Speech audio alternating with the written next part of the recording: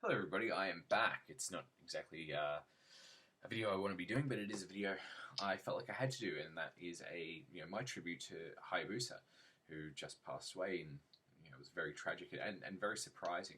Um, I guess what makes it especially tragic is he wasn't just a wrestler who passed away. He was a wrestler who, in 2001, became paralyzed in ring, and it felt like only a few months ago, it might have even been a few months ago, I don't know, that a video came out of him walking to the ring and getting into it, mostly unassisted. He had a cane, and it was really amazing because he was left quadriplegic for a very long time, and he worked very, very hard to get to be able to just move around the way he did, and it's just a really tragic end to um, what was, I would say, a tragic latter part of his life. Living as a with the just a crippling neck injury for 15 years of your life, and then dying at the age of 47 is just really sad. Um, but part of the reason it really hits home with me is he was one of my all-time favorites. Um, he was my introduction to Japanese pro wrestling, along with Kenta Kobashi and Mitsuharu Misawa and Toshiaki Kawada. The difference being he wasn't in Old Japan Pro Wrestling, he was in FMW, which in Japan was probably as far as you could get from Old Japan Pro Wrestling. FMW was, a massive promotion in Japan, probably at one point the third biggest, and he after their peak, he probably was their biggest star. He wasn't pushed as their top guy, all the time. He really should have been though. But yeah, they were a massively influential promotion, and he was probably the most popular guy there after Atsushi Onita. Atsushi Onita, who for a time was probably the biggest draw in Japan, just on his own. FMW would have these massive Kawasaki Stadium shows where they would draw 40, 50, close to 60,000 fans in one instance. And they did that with no television. I mean, think of that. Think of an American pro wrestling group that would be able to draw a 60,000 people to a show with no television. It wouldn't happen. I mean, WWE outside of WrestleMania couldn't draw 60,000 fans to a show, and that shows you how big FMW really was.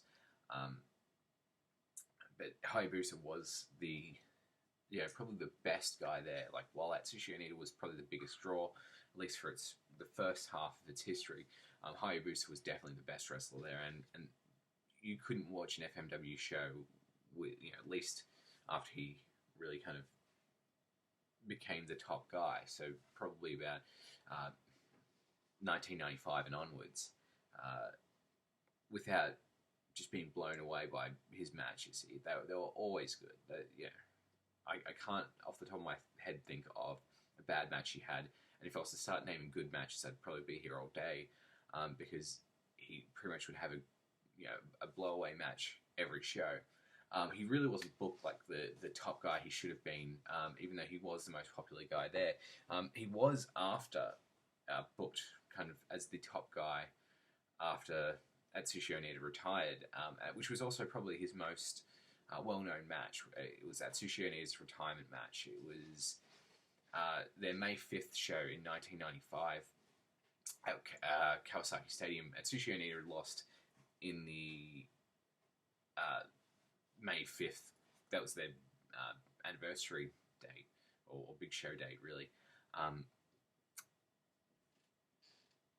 He had a retirement match against Genichiro Tenryu in an exploding barbed wire cage match in front of 50,000 people. And the deal was, if he lost that match, he would retire. Of course, he lost that match, but he had a 1-year retirement tour, and then the last match he had in FMW, at least what was planned to be the last match, was going to be against Hayabusa, and that was going to hopefully give Hayabusa some rub to be the top guy going forward.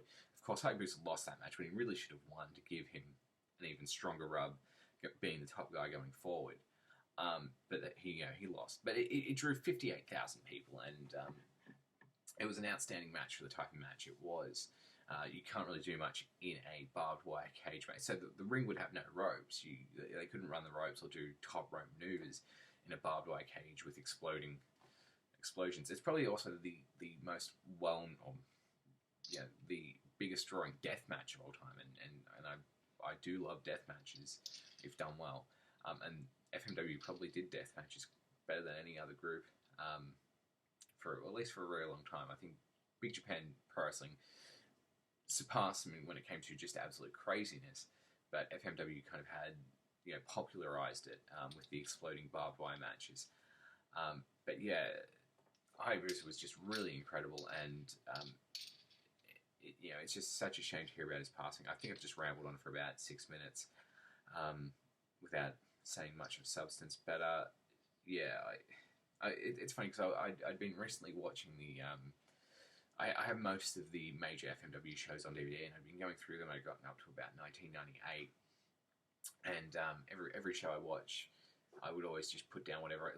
Sometimes you just gravitate to your phone and you just start looking at it or whatever. But I would never do that with the Hayabusa match because he always just did something incredible.